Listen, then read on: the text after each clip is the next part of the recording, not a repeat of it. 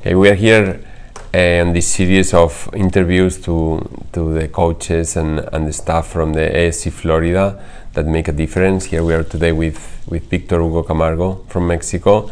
Victor, tell us a bit about you. Well, I from Mexico, like you said. I have been working with the academy for more than 10 years, first in Barcelona, where I have all my development as coach, going through all the stages, from the initiation, teaching how to play little kids, and then start traveling with kids that were starting to play the first international tournaments.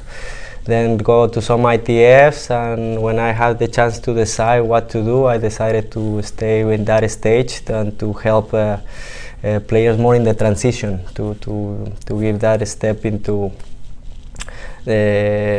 more of the high performance tennis. And that's something that I have been trying to prepare myself and learn. And right now that I decided to come here in 2016, I decided to start a little bit from the lower age with the younger players and try to help them to grow, and that's in the fight that we are right now. And talking about that, you have a really nice group of kids, and you working with one of the biggest talents in today tennis, Jerry Shang. Tell us a bit about your experience with that kind of like super talented player. Yeah, many years of coaching, and you can immediately find this special talent that things become easy for him, and it's a big challenge as a coach.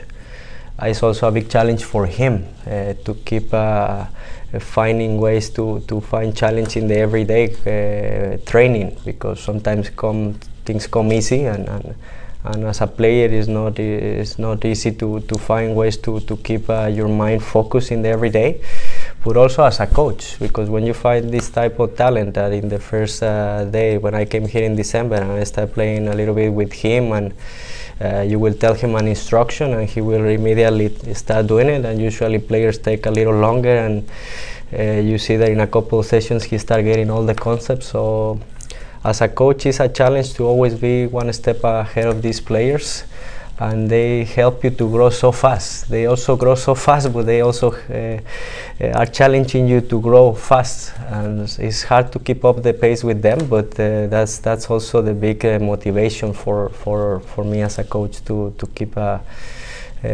giving him tools to develop. And I don't know, it has been quite a challenge since 2 years ago. And those kind of players are the dream ones. Like, we all want to work with them, and that's one of the journeys that we at Sanchez-Casal we try to encourage the people to go to show themselves the best that they can show, no? But most of our players, they go through the path of the tennis together at the same time as the education, and go to college. And you yourself as a player have a bit of advantage with that, because you come through that path, no? Yeah, I come to that path with being in college. I graduated from a university here in the US in California, a Division I program. So I went through all the stages of junior tennis in Mexico, finding difficulties there to develop, having to come here and trying to get a scholarship here in a school, and having the opportunity to play at that level.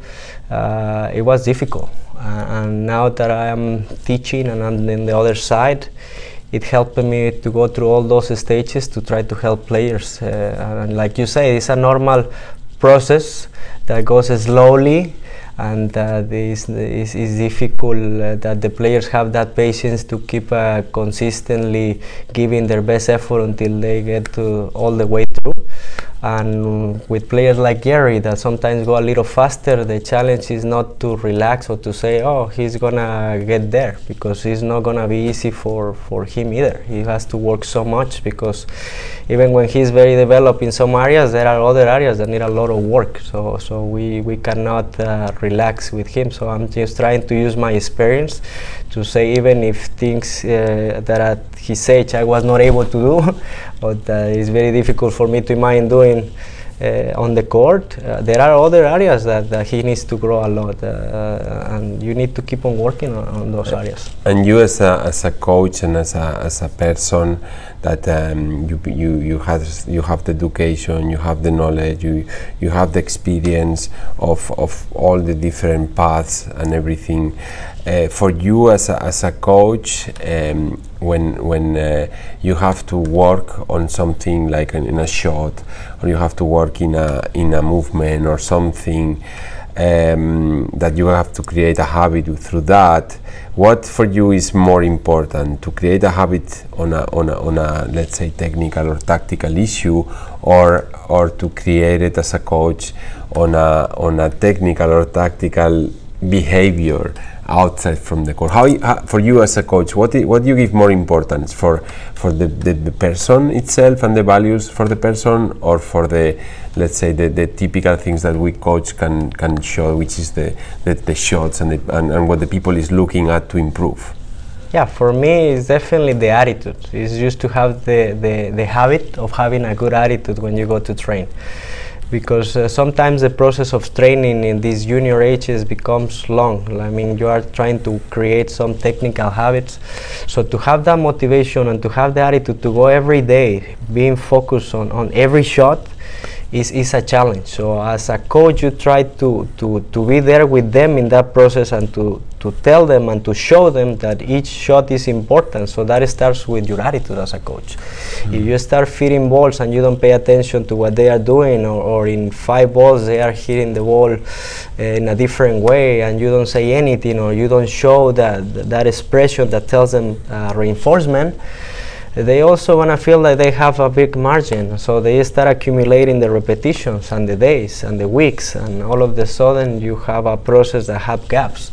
So as a coach, you try to have the attitude that you want them to have on the court. So you try to be energetic, you try to be there with passion, and you try to show them that the most important day is today. It's not tomorrow, it's not the tournament, and a simple day when nothing seems to be on the line. Everything is on the line, and when you take each day like that, I think the process to go to a tournament becomes very short, and all of a sudden you are like 2 days away from the tournament, and it's like, oh my God, when did the last 3 weeks went?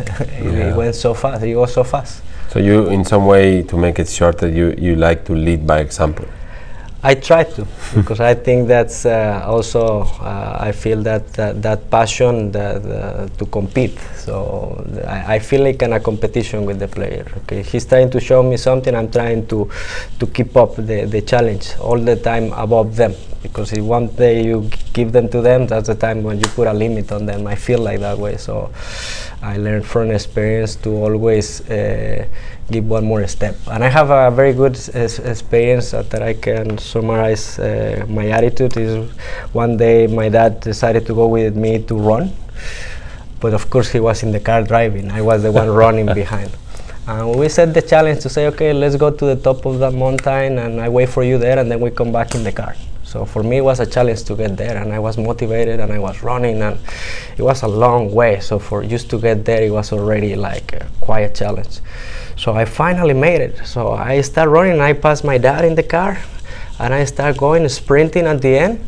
And when I was about to raise my hands, I look around, and I see that my dad is already driving back. I say, what is he doing? So I start chasing him, and he started speeding up. I say, wait for me. We're supposed to go in the car now. So all of a sudden he started going away, and he said, come on, continue.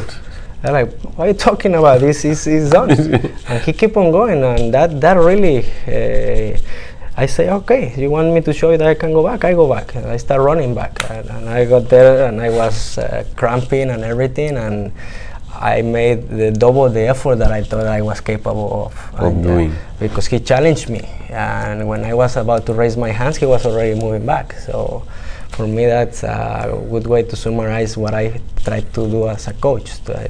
When they feel like they get there, is the next challenge, and enjoy the whole process, because I was enjoying running and seeing my dad in front of me and helping me to run. Well, it's very inspiring to work with you, because when you were telling that you were in Barcelona, but then you came here to Naples, to Florida, and you were one of the big motivations to be able to show the people what were our values. And we've been asking most of the coaches about those values and what they mean to them. So I would like to start with respect. And when you hear that word, how you will summarize it? Well, respect for me is used to treat people the way you like to be treated. So people come here with dreams. So we have to respect that, and we have to be up to the challenge. So when people show up here in the morning and they are ready to go, we need to be ready to go. And we need to be ready to teach them, and we need to be ready to help them pursue their dreams. But also we need to help them to realize all the little things that involve. So having that preparation is already respecting that dream, and that's part of the value.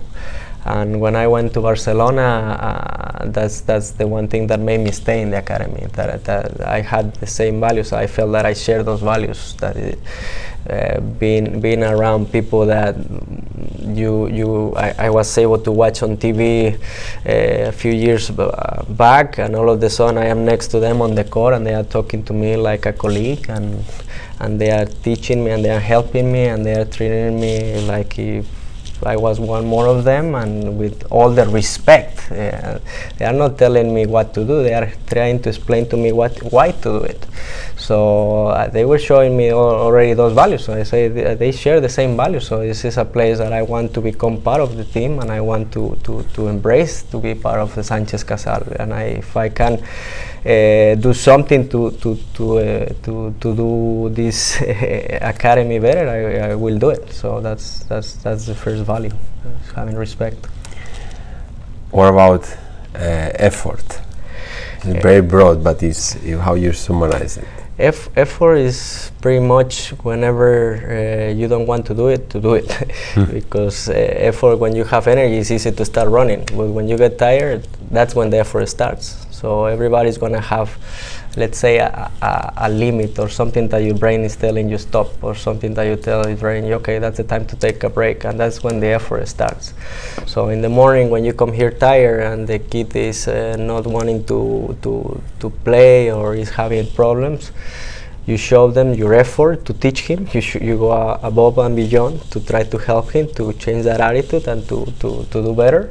And when a kid is struggling with a shot, and then you start looking for videos, or you start talking to people to see how can you help him with this shot, you also start creating that value. You start just trying to go above and beyond to help that. So effort is when everybody feels like should stop. That's when the effort starts, I think.